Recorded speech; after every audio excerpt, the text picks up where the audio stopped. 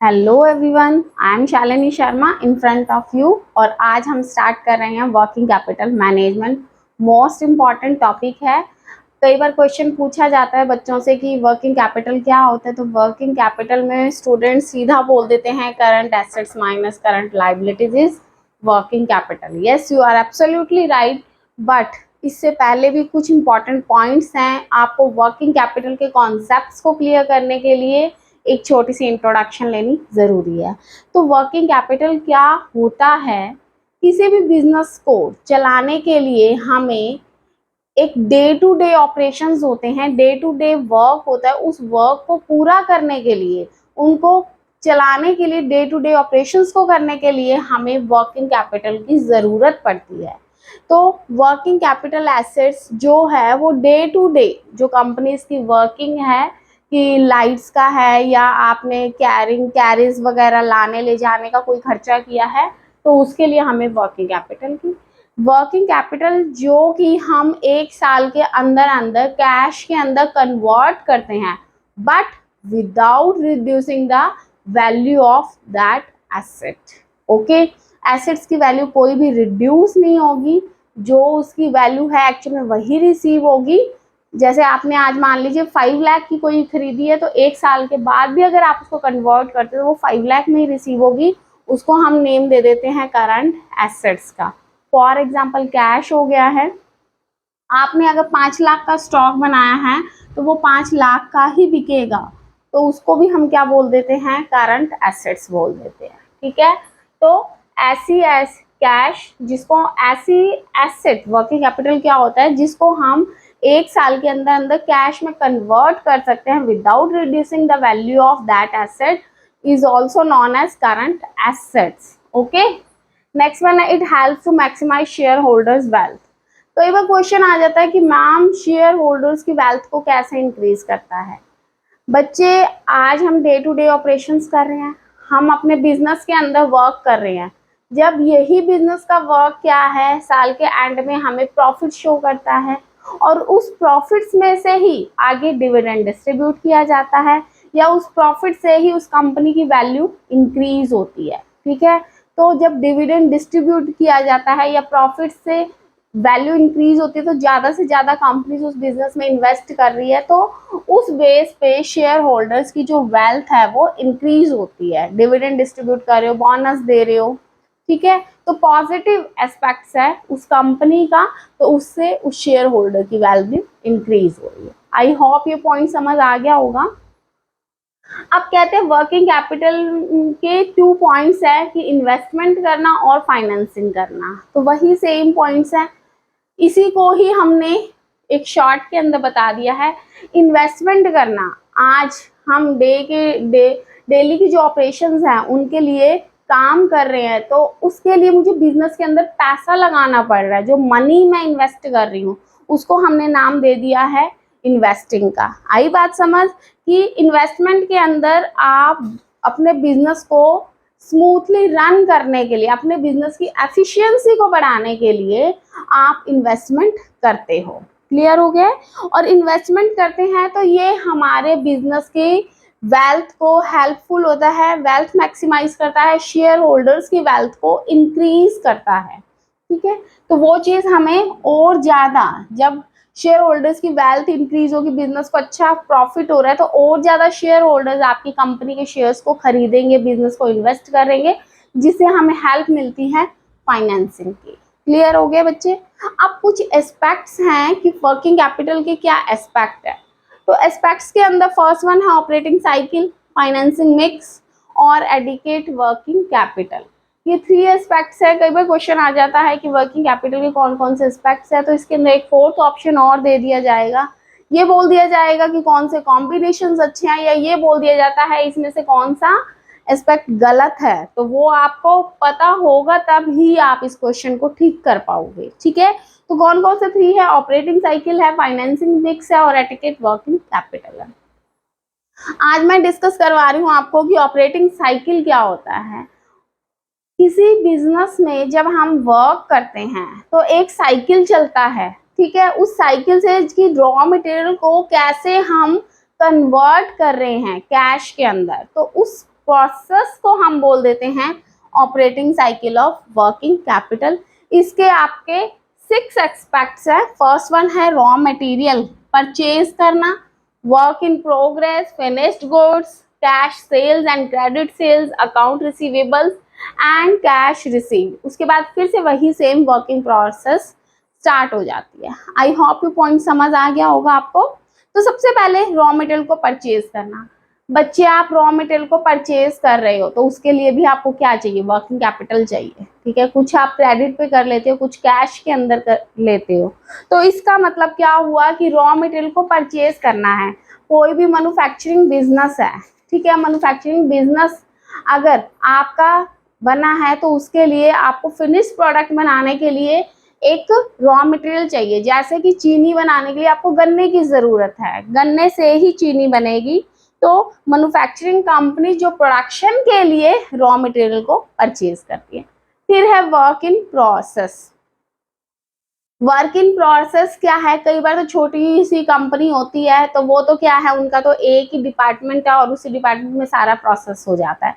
लेकिन जो बड़ी बड़ी कंपनीज है उनके डिवाइड हो जाते हैं काम को, कि एक पर्सन ये वर्क करेगा, सेकंड थर्ड इस तरह से डिवाइड हो जाएगा वर्क।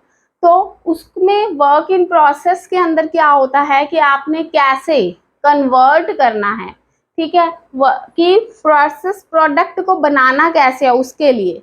कि जैसे कि अब मैं आपको बताती हूँ, गन्ना ही है, अब गन्ने से चीनी बननी है तो उसका जूस निकालना पड़ेगा, उसको पकाना पड़ेगा, ठीक है। तो वो सारी प्रोसेस जो है वो अलग अलग डिवाइड कर दी जाती है।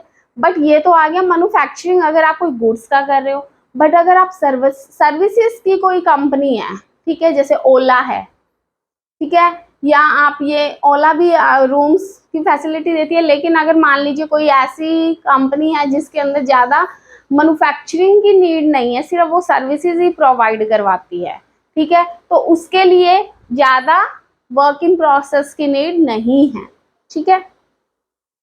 और नेक्स्ट वन आप बोल दीजिए इसके अंदर फिनिश्ड गुड्स। अब फिनिश्ड, हाँ, बट वर्क इन प्रोसेस के अंदर भी कुछ बात है कि आपने प्रोडक्ट खरीदा, कुछ कैश में खरीद लिया, कुछ क्रेडिट पे खरीद लिया। अब उसको जब आप प्रोसेस को शिफ्ट कर रहे हो, कन्वर्ट कर रहे हो, तो उसके लिए कुछ एक लॉक इन पीरियड होता है, ठीक है। आपने कोई प्रोडक्ट बनाना है तो पार्टी से आप क्या कहते हो कि हमें 2 मंथ्स का टाइम दे दीजिए। आप 2 मंथ्स के अंदर आप वो प्रोडक्ट की सारी वर्क इन प्रोसेस को फिनिश कर देते हो।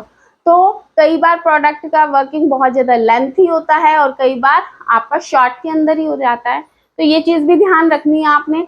नेक्स्ट वन है फिनिश गुड्स। अब इसके अंदर प्रोडक्ट बन के रेडी हो गया, आपका फिनिश्ड गुड्स का प्रोडक्ट बन के रेडी है, मीन्स आपने अपने वर्क इन प्रोसेस को कन्वर्ट कर दिया है फिनिश्ड गुड्स में। अब आपने देखना है कि फिनिश्ड गुड्स के अंदर हमने ये प्रोडक्ट तो फाइनल कर दिया है।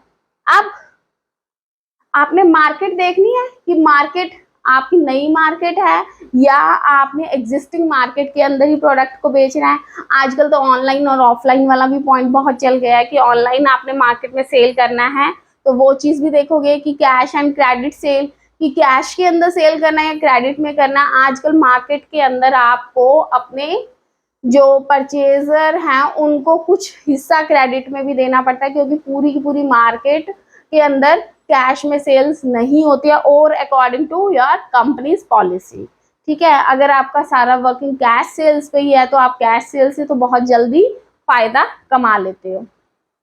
लेकिन कुछ पर्सन क्या है, कुछ फैक्ट्रीज वाले हैं या कुछ बिजनेस के अंदर एक लॉक टाइम होता है कि इस टाइम के तक हमें क्रेडिट पे सेल चाहिए, उसके बाद ही हम कैश आपको पे करेंगे। तो वो चीज़ें आपको सारी अकॉर्डिंग टू योर बिजनेस के इंडस्ट्रीज और पे डिपेंड करती है। नेक्स्ट वन है अकाउंट रिसीवेबल्स। अगर आपने क्रेडिट सेल्स किया है तो अब आपको पैसा मार्केट से लेना है, तो ये बहुत ज़्यादा लेंथी टाइम होता है, ठीक है, कि मार्केट में प्रोडक्ट आपने सेल तो कर दिया लेकिन वहां से पैसा निकलवाना बहुत टफ है।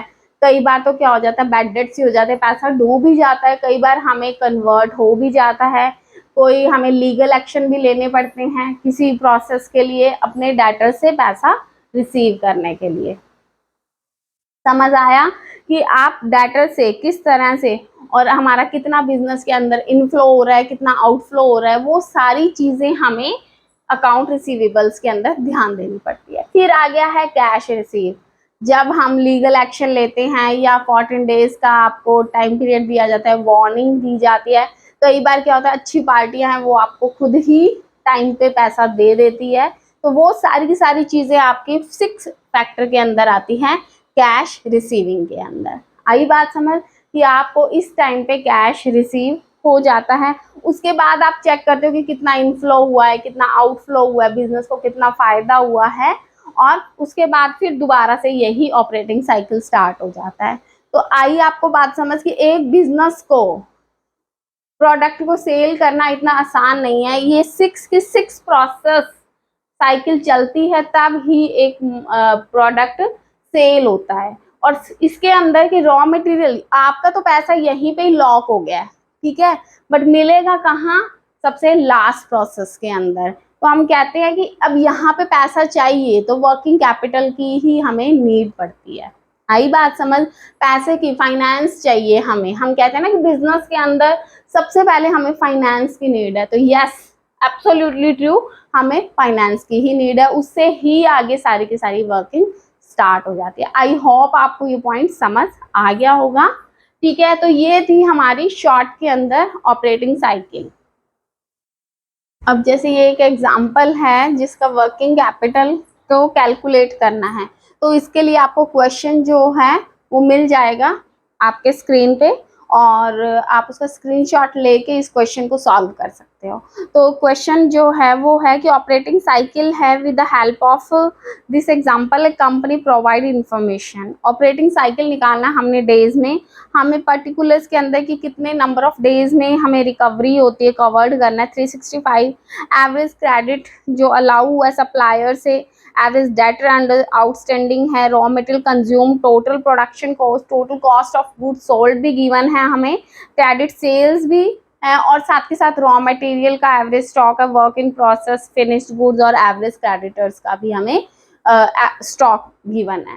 तो सबसे पहले हमें रॉ मटेरियल निकालना है, तो रॉ मटेरियल के लिए फॉर्मूला होता है एवरेज रॉ मटेरियल अपॉन में रॉ मटेरियल कंज्यूम इनटू में 365 डेज, क्योंकि हमें कवरिंग करनी है 365 डेज के अंदर। तो एवरेज रॉ मटेरियल सब कुछ क्वेश्चन के अंदर गिवन है, सिर्फ आपने फॉर्मूलाज के अंदर वैल्यूज को पुट करना है। तो एवरेज रॉ मटेरियल 3 लाख है, कंज्यूम जो है वो हमने किया है 5 लाख का। तो ये एवरेज जो रॉ मटेरियल है उसका साइकिल चल रहा है 219 डेज के अंदर। नेक्स्ट वन है वर्क इन प्रोसेस, वो चल रहा है, तो उसके लिए average work in process upon में टोटल कॉस्ट ऑफ प्रोडक्शन निकालनी होगी, क्योंकि पूरा प्रोडक्शन के बारे में बात हो रही है। तो इनटू में 365 हो जाएगा, तो ये हो गया 4 lakh divide by 8 lakh into में 365, तो ये हो गया 182.5 डेज। इनको हम राउंड फिगर में कर देंगे, इसको हम मान लेंगे 183 डेज। नेक्स्ट वन है फिनिश्ड गुड्स हैं, तो वो भी एवरेज फिनिश्ड गुड्स और total cost of goods sold होगा, ठीक है ना, क्योंकि फिनिश्ड गुड्स बनाने तो इनटू में 365 कर देंगे। तो इसको सॉल्व करेंगे तो ये 128.83 हो जाएगा, इसको 129 कर सकते हैं हम।